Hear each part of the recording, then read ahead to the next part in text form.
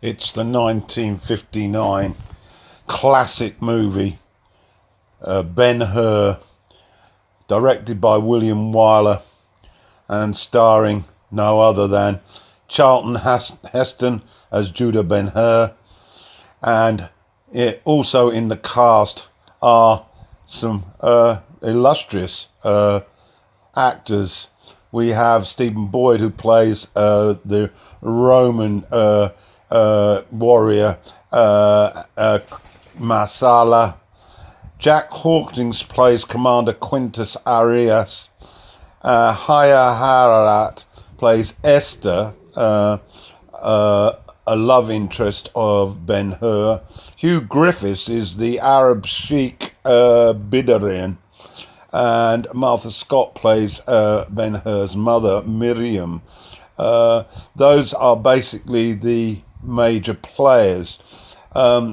Briefly, this movie was one of the most successful movies in movie history, and it received 12 Academy Award nominations and won on 11 of them.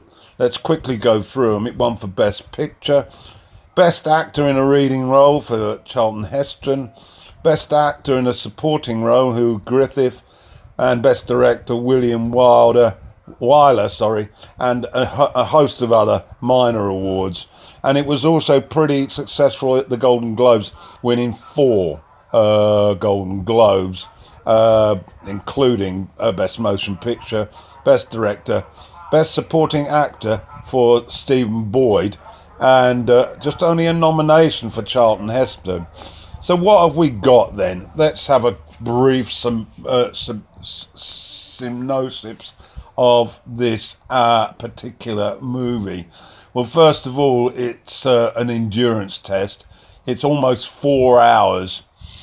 Loosely, we get at the beginning a reenactment of the biblical tale of the birth of Jesus in Bethlehem, and we recall the Star of David and the 3 wise men. It's 26 AD then, so Jesus has now become a man, and we are met by the Roman legion who are marching through Nazareth. The Roman Empire controls virtually all of Europe and all of the Middle East, and so clearly the focus is on Rome.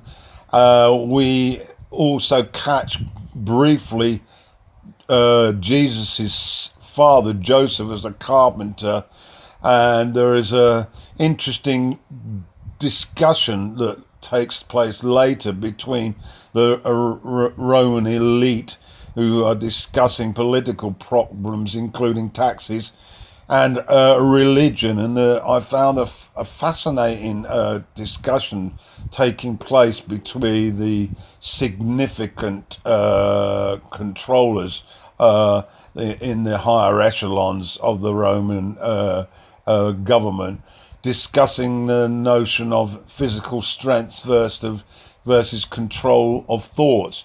And this was related to the rise of the interest in the prophet Jesus, who's been bringing in vast crowds with his sermons about God and the role of religion. And it's an interesting point to note at the beginning of this movie. In fact, there are a number of political points that are raised throughout, although obviously its main purpose is to entertain. We then come across Judah Ben Hur, played by Heston, and we meet him with his Roman friend Marsala, played by Boyd, and they have been friends for since they were children. But now, as there is a sort of, well, it's named a rebellion developing within Palestine, this brings about a conflict between the two, as Ben Hur is a Jew, and we have some interesting discussions emerge before it becomes clear that Messala has very much an anti-Semitic viewpoint with regard to controlling the masses, and this drives a huge wedge between the two of them. At about the same time as the Roman garrison are going through Nazareth, Ben Hur and his female friend Esther are standing on a roof, and Esther inadvertently dislodges a tile which hits a new Roman governor, and this provokes Roman interference, and they are shocked at this blatant act of aggression as they see it. And what follows is that Ben Hur is sacrificed to slavery, and his mother and sister are banished to a dungeon prison, unbeknown to Ben Hur. We then follow Ben Hur as he's delivered to the Roman galleys, and on his walk across the mountains, he actually comes across a man who helps him at a time of his thirst, and this is significant as this man reappears at the end of the movie. We then follow the plot with Ben Hur aboard this Roman galley, and following a minor fracas in the Mediterranean with a Macedonian galley. The commander of the vessel, Jack Hawkins, who plays Commander Quentin Elias, ends up in the water, and Ben Hur miraculously saves him from drowning, and they are then aboard a piece of wood on a raft for some time, where the Roman commander shows his great gratitude for having his life being saved. It's quite a moving scene. They're then picked up, and then they return to Rome, and of course Ben Hur is brought into the Roman fraternity, the affluence, the pomp and the ceremony, and he enjoys a status as the new son of Elias. This, however, doesn't last for very long before he has a desire to return to his homeland, as he's desperate to find his mother and sister. And this then leads to him, he's already developed a skill in chariot racing, and he then meets Griffiths, who has a chariot group of horses, and the scenes with the white horses are absolutely breathtaking. And Griffith invites Ben Hur to become the trainer and racer of this, as he wants to pit his wits against the champion that just happens to be raced by Messala. Well, this is delayed somewhat, and Ben Hur then returns to meet Messala to demand where his mother and sister are. That is, if they are still alive. We then trace the plot as one of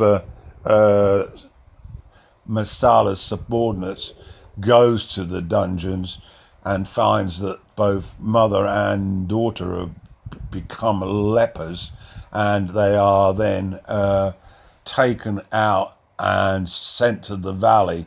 And from this point, Ben Hur then decides, once knowing that his family are presumed dead, he then embarks on this plan to take part in the arena with the chariots of Griffiths horses, and this brings us to possibly one of the most famous scenes in movie history, the Chariot Race, which lasts about 10 minutes and it involves 9 chariots. The cinematography and direction of this film, of this event filmed by Wyler, is definitely the highlight of the movie and is probably worth the admission charge. I won't spoil you with the details of the outcome of that. It's particularly predictable, and then what follows is more a move towards the educational preaching of Christianity. As an atheist, I found the religious propaganda amidst the movie somewhat alarming, and I found it difficult to swallow.